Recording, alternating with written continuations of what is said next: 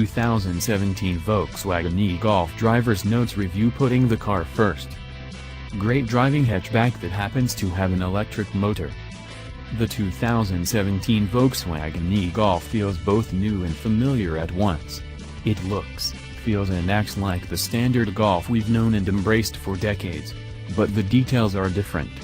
Obviously, the Golf's 1.8-liter turbocharged sweetheart has been replaced with a 100 kW electric motor and a 35.8 kWh lithium-ion battery. There are small blue accents both inside and out, signifying the car's green intentions. The wheels are flat 16-inch designs made to improve the car's aerodynamics. The tachometer has been replaced by a power meter. The core is still here. It still packs a clean cabin with excellent materials. The battery pack doesn't take up any additional cargo room. It's still a Golf, just a little more quiet than we're used to.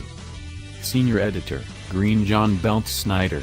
Historically, I've enjoyed various iterations of the Volkswagen Golf, particularly the GDI, of course, and the TDI.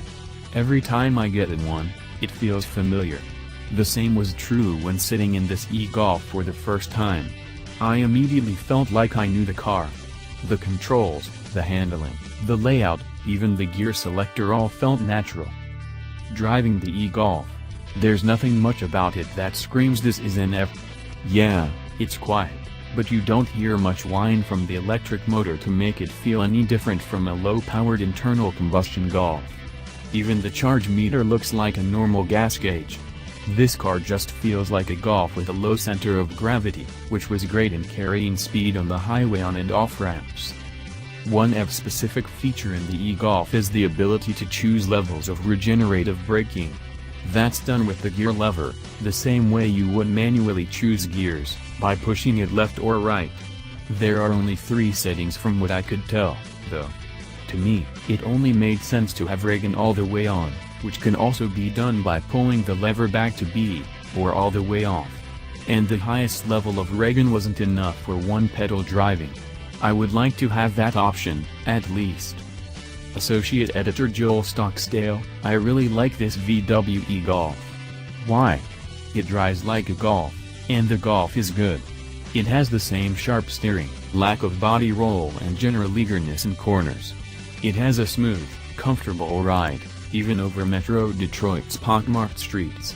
It also feels pretty much as peppy as a gas-powered Golf, though I wouldn't mind the throttle tip-end being a bit more aggressive from a stop, and it does feel less potent as speeds increase. Actually, more power would be fun, too. The chassis can certainly handle it. The e-Golf also has the option of cranking up the regenerative braking, and while it isn't as aggressive as in a Chevy Bolt EV, it's still quite strong and a welcome addition.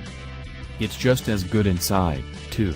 It looks and feels just like a normal Golf, complete with the highly responsive and easy-to-use touchscreen infotainment. The batteries don't seem to have encroached on the luggage area, either, so you can stuff as much stuff in this as you can in normal Golf. My only real problem with the car is that the EPA estimated 125-mile range on a single charge, although much improved, still doesn't compete with the Chevy Bolt, which I took on a long summer road trip, or the Tesla Model 3, and even comes in a bit below the new Nissan Leaf. And I feel that 200 miles is the mark for having a really practical, near replacement for a daily driver. Otherwise, I really like the e-Golf. If its range works for your commuting needs, I would say it's absolutely the one to get. I might wait for a longer range model. And maybe one with more power. A fully electric version of Europe's Golf GTE plug-in? Yeah, that would be awesome.